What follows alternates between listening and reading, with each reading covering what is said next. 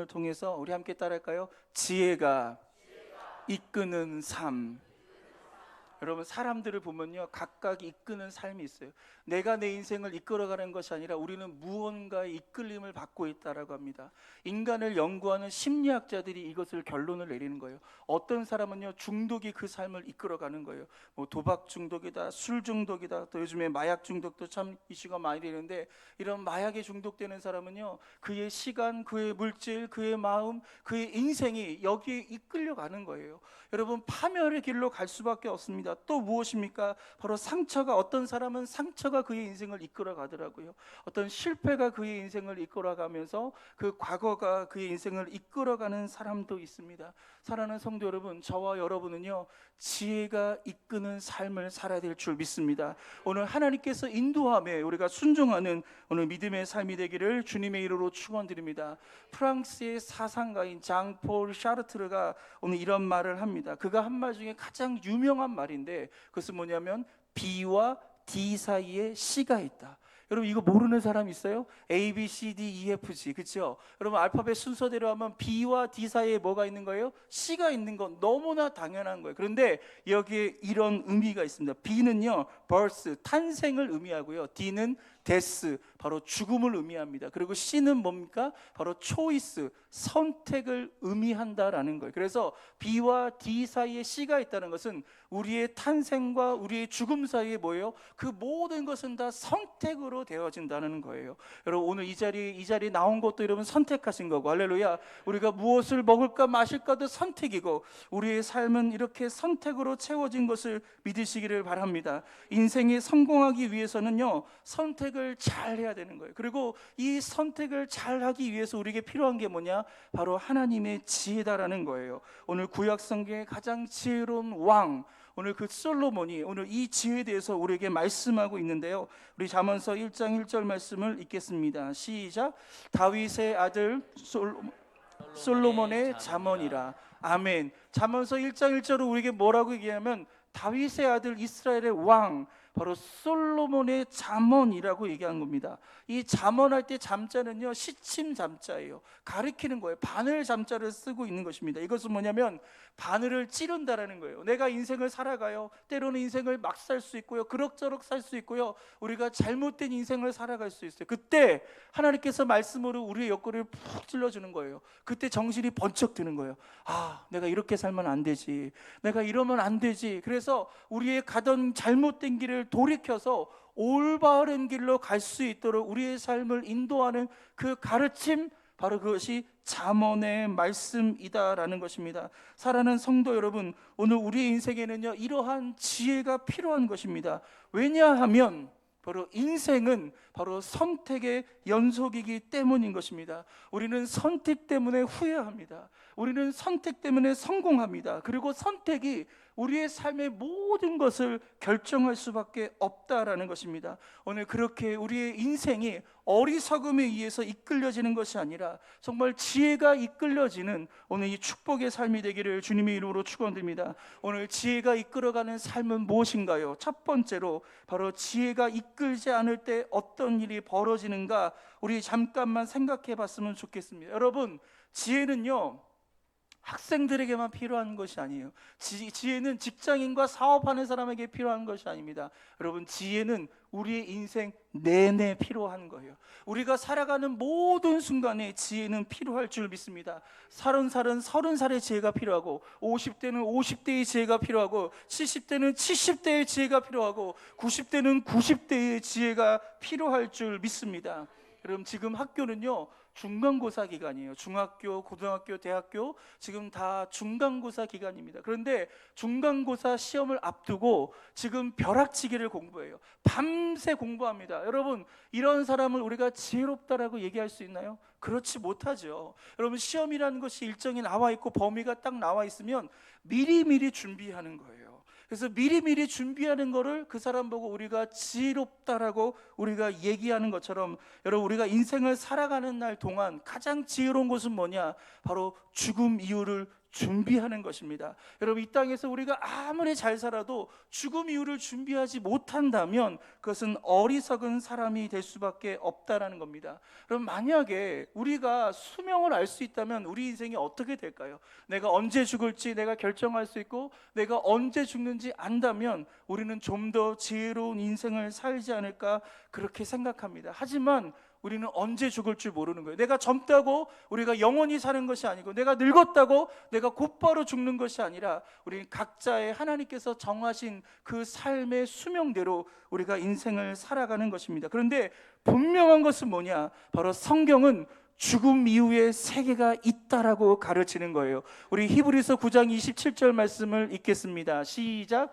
한 번 죽는 것은 사람에게 정한 것이요 그 후에는 심판이 있으리라. 여러분, 죽고 끝나는 것이 아니라 죽음 이후에 심판이 있고 이 심판을 통해서 영원한 형벌을 받을 것인가 아니면 축복을 받을 건가가 바로 여기서 결정되는 것입니다. 여러분, 우리가 때로는 이 세상에서 선택을 잘해요. 그래서 결혼도 잘하고 부를 얻고 어쩌면 남들 부러워하는 그런 삶을 살 수 있을 것입니다. 남들 가지 않는 것 가고 남들 하지 못한 것 하고 그렇게 떵떵거리며 우리가 우리의 인생을 살아갈 수 있는 거예요. 그런데 그가 죽음 이후의 심판을 준비하지 않았다면 우리가 어찌 그의 인생을 지혜롭다고 얘기할 수 있겠습니까? 오늘 영국의 극작가인 셰익스피어는 이런 말을 했습니다. 같이 함께 읽을까요? 시작. 끝이 좋으면 다 좋다. 여러분, 이 말에 동의하십니까? 여러분, 셰익스피어는요 수많은 사람들의 이야기를 여러분 수집해서 소설을 쓰고 극글 썼던 사람입니다. 여러분, 인생을 봤어요. 때로는 어려움이 있어요. 힘든 일이 있어요. 고난이 와요. 그런데 그의 인생이 끝이 좋으니까 다 좋다라는 거예요. 할렐루야. 여러분, 이것을 뒤집어 본다면 끝이 나쁘면 다 나쁜 거예요.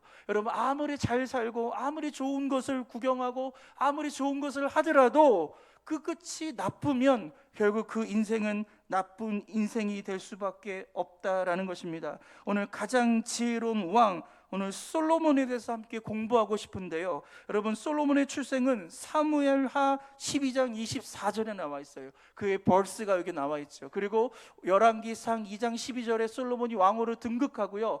열왕기상 3장 4절에 1000번째, 그 유명한 1000번째를 드리는 이야기가 나오고, 그리고 곧바로 그 유명한 솔로몬의 재판 이야기가 나옵니다. 그리고 솔로몬의 통치와 그리고 열왕기상 11장 1절부터 3절부터 바로 솔로몬이 타락하게 되는 거예요. 그래서 열왕기상 11장부터 솔로몬의 인생은 꺾여지기를 시작합니다. 그리고 11장 43절에 그의 죽음, 바로 데스의 이야기가 나오는데 바로 그의 탄생과 그의 죽음 사이에 뭐예요? 그의 선택이 있다, 초이스가 있는데, 여러분, 솔로몬 왕은요 처음에는요 정말 좋은 선택을 한 왕이었어요. 그가 1000번제를 하나님께 드리지 않습니까?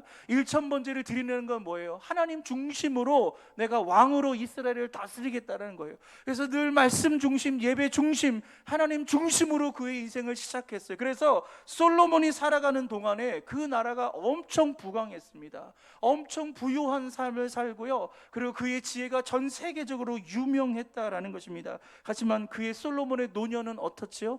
그의 그 지혜의 마음을 잃어버렸어요. 우리 열왕기상 11장 3절 말씀을 읽겠습니다. 시작. 왕은 후궁이 700명이요 첩이 300명이라 그의 여인들이 왕의 마음을 돌아서게 하였더라. 아멘. 여러분, 솔로몬이 마지막에 그의 노년은 타락하게 되는 거예요. 사랑하지 말아야 될 사람들을 사랑해서 그냥 정략 결혼을 하게 됩니다.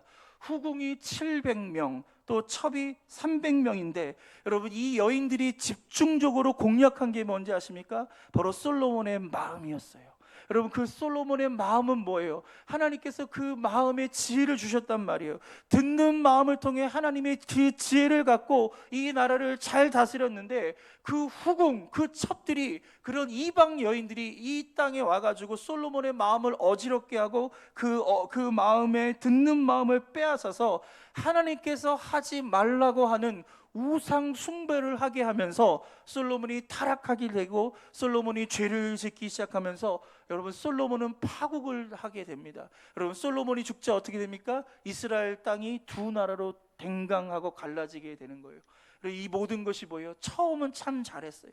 처음 선택은 너무 좋았어요. 너무 지혜로운 선택을 했습니다. 하지만 솔로몬은 그의 노년에 잘못된 선택을 하면서 결국 그 나라는 분열하게 되었습니다. 그는 경험과 지식과 물질을 앞세워서 그의 인도함을 받았습니다. 또 때로는 두려움과 염려와 쾌락이 그 삶을 이끌므로 말미암아 하나님의 인도함을 받지 못하고 지혜의 인도함을 받지 못하고 이러한 파국을 당한 것입니다. 사랑하는 성도 여러분, 오늘 저와 여러분의 인생에 오늘 지혜가 인도함을 받는 귀한 삶이 되기를 주님의 이름으로 축원드립니다. 두 번째로 지속적으로 듣는 마음이에요. 한번 따라할까요? 지속적으로 듣는 마음을 갖겠습니다. 좀 더 구체적으로 이 솔로몬의 이야기로 들어가 보겠습니다. 여러분, 지혜란 무엇이라고 생각하나요? 여러분, 솔로몬이요 1000번째 예배를 하나님께 드렸어요. 1000번째라는 건 뭐냐면 소를 1000마리 잡는 거예요. 여러분, 이 소를 1000마리 잡는데 며칠이 걸렸을까요? 아마도 상당히 오랜 시간 걸리지 않았을까 생각합니다. 어떤 사람은 1000번째를 1000일 동안 드리는 예배라고도 얘기하지만 여러분, 더 성경적인 의미로는요 그 날이 첫날이 아니라 여러분 1000마리의 양을 하나님께 드린 날이에요. 그러니까 굉장한 물질과 이런 어떤 열심과 정성이 다한 그런 예배를 우리는 1000번째 예배라고 할 수 있는 거예요. 그래서 1000번째를 드리고 난 날 그 밤에 하나님께서 너무 기뻤어요. 이 솔로몬이 정말로 하나님 중심으로 예배 중심으로 이 나라를 다스리겠다라는 그 결정을 하나님이 너무 기뻐하셨어요. 그래서 그날 밤에 꿈에 솔로몬에게 나타나셔서 뭐라고 하냐면 내가 너에게 뭘 해주기를 원하느냐라고 얘기합니다. 그때 솔로몬이 하나님께 두 가지를 구하게 됩니다. 우리는 한 가지만 생각하지만 정확하게 의미하면요 두 가지를 구합니다. 그 첫 번째 거 한번 살펴보겠습니다. 우리 열왕기상 3장 6절 말씀을 읽겠습니다. 시작. 솔로몬이 이르되 주의 종이 내 아버지 다윗의 성실과 공의와 정직한 마음으로 주와 함께 주 앞에서 행함으로 주께서 그에게 큰 은혜를 베푸셨고 주께서 또 그를 위하여 이 큰 은혜를 항상 주사 오늘과 같이 그의 자리에 앉을 아들을 그에게 주셨나이다. 여기 성실과 공의와 정직한 마음이 또 나옵니다. 계속 성경은 마음에 대해서 얘기하고 있는데요 이 마음은 다윗의 마음이에요. 그래서 솔로몬이 첫 번째로 구한 것은 뭐냐면 우리 아버지의 마음을 저에게 달라고 얘기하는 거예요. 그렇다면 성실과 공의와 정직한 것은요 이것은 따로따로 떨어지는 것이 아니에요. 성실이 다르고 공의가 다르고 정직한 마음이 다른 게 아닙니다. 이 모든 것은 하나의 의미를 갖고 있는데 그것은 뭐냐면 하나님의 뜻을 알고 그 뜻대로 순종하고 올곧게 그 길을 사는 것. 할렐루야. 그래서 저는 이것이 여러분 수직적인 지혜라고 부르고 싶어요. 그래서 하나님의 음성을 듣고 그 음성대로 순종하며 살아가는 이 다윗의 마음이 바로 성실과 공의와 정직의 마음이었고 오늘 솔로몬이 첫 번째로 구했던 것이 바로 하나님 아버지의 마음이었다는 거예요. 그래서 이것이 수직적 지혜라고 할 수 있습니다. 솔로몬의 간구는 계속 이어집니다. 열왕기상 3장 9절 말씀 두 번째 간구입니다. 같이 읽을까요? 시작. 누가 주의 이 많은 백성을 재판할 수 있사오리까? 듣는 마음을 종에게 주사 주의 백성을 재판하여 선악을 분별하게 하옵소서. 지금 솔로몬은 하나님과 나와의 관계에서 수직적인 의미에서 하나님으로부터 하늘로부터 내려오는 수직적인 지혜를 구하였고요 지금 여기서는 이 많은 백성을 재판할 수 있습니까? 라고 하면서 듣는 마음을 나에게 달라고 하는 거예요. 이 듣는 마음은 뭐냐? 히브리어로 레브 쇼메아라고 하는데요 이것을 지식하면 함께 따라할까요? 듣는 심장. 지금 솔로몬이 뭘 구하냐면 듣는 심장을 달라는 거예요.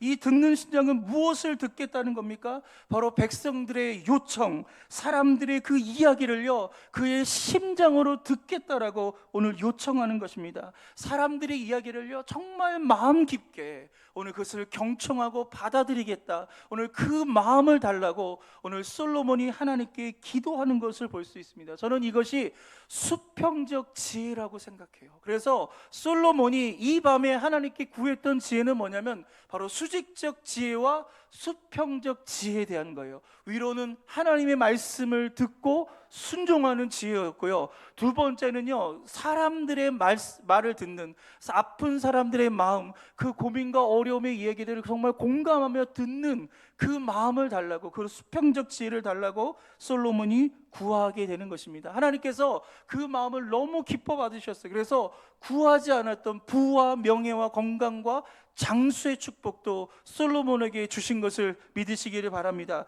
그리고 곧바로 하나의 에피소드가 나오는데 너무나 유명하죠. 뭡니까? 솔로몬의 재판 이야기예요. 두 여자가 나오죠. 서로 자기 애라고 싸워요. 실갱이를 벌이다가 이것이 판결이 나지 않아서 어떻게 합니까? 솔로몬 왕에게 나오는 거예요. 그래서 누가 진짜 누구의 아기가 진짜 부모인지 그것을 판결하는 이 솔로몬 재판, 그 유명한 재판이 벌어지게 됩니다.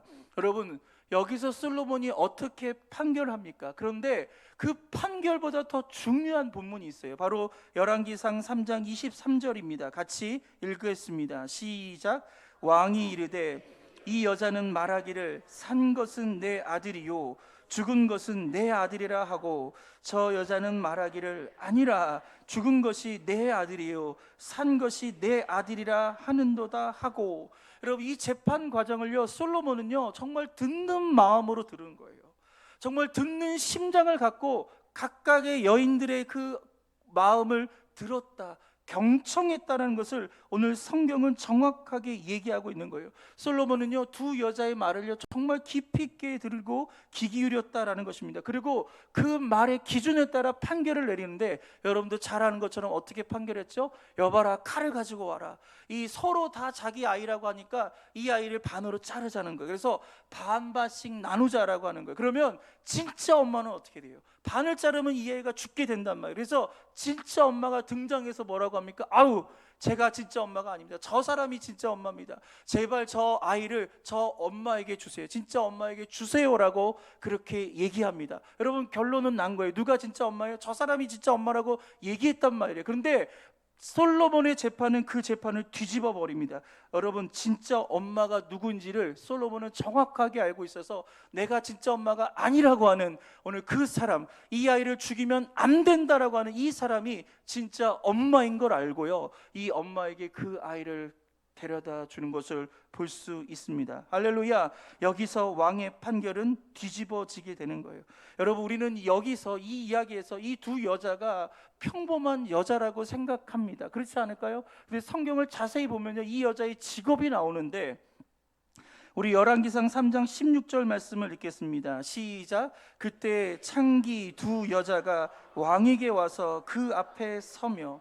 여러분, 이 두 여자는요 평범한 여자가 아니에요. 그냥 일상적인 그런 가운데 아이를 낳다가 이런 문제를 낸 것이 아니라 바로 창녀였다는 거예요. 자신의 몸을 팔아서 생계를 유지했던 오늘 이런 사람들, 여러분 21세기를 살아가는 지금도 여성의 목소리가 여러분 상대적으로 잘 들리지가 않습니다. 그렇다면 3000년 전의 여성의 목소리 더 들리지 않을 거고요, 그리고 창녀의 목소리는 더더욱 소외되고 들리지 않을 것 아니겠습니까? 그런데 오늘 이 솔로몬은요 이 창녀의 목소리에 귀를 기릅니다. 이들의 원한을 들어주고 있는 것입니다. 그리고 이들의 목소리를 심장으로 들어주고 있는 거예요. 바로 듣는 마음을 갖고 듣게 되는 것입니다. 여러분, 이 듣는 마음은 어디까지 들어줘야 하는지, 또 누구의 소리까지 들어줘야 되는지를 여러분 여기서 알게 하는 것입니다. 사랑하는 성도 여러분, 참된 지혜가 무엇이라고 생각합니까? 우리 함께 읽을까요? 시작. 참된 지혜란 하나님께서 우리에게 말씀하신 것을 듣는 수직적 지혜와 사람들의 이야기를 마음 깊은 곳에서 들어주는 수평적 지혜입니다. 아멘. 할렐루야. 여러분, 이것이 참된 지혜인 거예요. 이러한 참된 지혜를 어떻게 우리가 들어야 된다고요? 지속적으로 들어야 된다. 우리가 학생 때만 듣는 것이 아니라, 우리가 직장일 때만 듣는 것이 아니라, 우리가 노년이 되어서도요, 여러분 지속적으로 이러한 하나님의 음성을 여러분 들을 수 있기를 주님의 이름으로 축원드립니다. 오늘 솔로몬이 무엇 때문에 실패한 거예요? 솔로몬의 처음 시작은 여러분 듣는 귀가 열렸어요. 그래서 하나님의 음성도 들었고 사람들의 음성도 들었습니다. 그 심장을 갖고 들었는데 그의 노년에는요, 그의 후궁의 이야기, 그의 첩들의 이야기, 여러분 이 후궁과 첩들은요 다 각각 우상을 다 가지고 왔어요. 그래서 이 예루살렘을요 우상 숭배의 지역으로 바꿔버렸습니다. 그래서 우상 숭배하는 이런 이야기를 들으면서 이 솔로몬의 마음이 변화되게 되고 타락하게 되고 결국 그는 우상 숭배자가 될 수밖에 없었습니다. 사랑하는 성도 여러분, 우리가 지속적으로 들읍시다. 우리가 끝까지 들읍시다. 주님 부르시는 그날까지 오늘 그 지혜가 내 삶을 이끌어가는 오늘 축복의 은혜가 임하기를 주님의 이름으로 축원드립니다. 그렇다면 지속적으로 이런 수직적인 지혜와 이러한 수평적인 지혜를 갖고 있는 사람들이 매일매일 고백하는 고백은 무엇일까요? 오늘 그 세 번째입니다. 우리 함께 시편 23편 1절과 2절 말씀을 읽겠습니다. 시작. 여호와는 나의 목자시니 내게 부족함이 없으리로다. 그가 나를 푸른 풀밭에 누이시며 쉴 만한 물가로 인도하시는 도다. 아멘. 사랑하는 성도 여러분, 저는 이 시편 23편 1절과 2절 말씀을 여러분이 지속적으로 묵상하고 지속적으로 꺼내 들고 지속적으로 고백할 수 있기를 주님의 이름으로 축원드립니다. 이 고백할 때 우리에게 믿음을 주고, 할렐루야, 이 고백을 할 때 우리의 영혼 가운데 하나님께서 충만하게 역사하신 것들을 느끼게 되는 거예요. 여러분, 고백이 영성이고요, 고백이 믿음이에요. 여러분, 날마다 시편 23편 1절과 2절을 고백하시기를 바랍니다. 여러분, 지혜가 이끄는 사람들은 또 무엇을 고백할까요? 첫 번째로 한번 따라할까요? 나는 천하보다 귀한 사람입니다. 여러분 하나님 앞에서 정말로 지혜가 이끌림을 받는 사람은요, 자기 자신을요 절대로 하찮게 여기지 않습니다. 예, 비록 지금 가진 거 없어요, 갖고 있는 거 없어요, 실패와 좌절과 낙심 가운데 있다 할지라도 지금 하나님께서 나를 어떻게 보고 계신가, 나를 그 천하 중에서 가장 귀한 존재로 하나님께서 우리를 사랑하시고 우리를 바라보고 계신 것을 믿으시기를 바랍니다.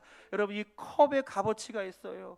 이 마이크의 값어치가 있어요. 이 컵을 살 수 있는 돈으로는요 이 마이크를 살 수가 없습니다. 왜냐? 이 마이크가 더 가치가 있기 때문에 그래요. 더 비싼 돈을 줘야지만이 이 마이크를 살 수 있는데, 오늘 저와 여러분을 사기 위해서 우리 예수님이 어떻게 하시는지 아십니까? 바로 십자가에서 못 박혀 죽으셔서 우리를 사신 거예요.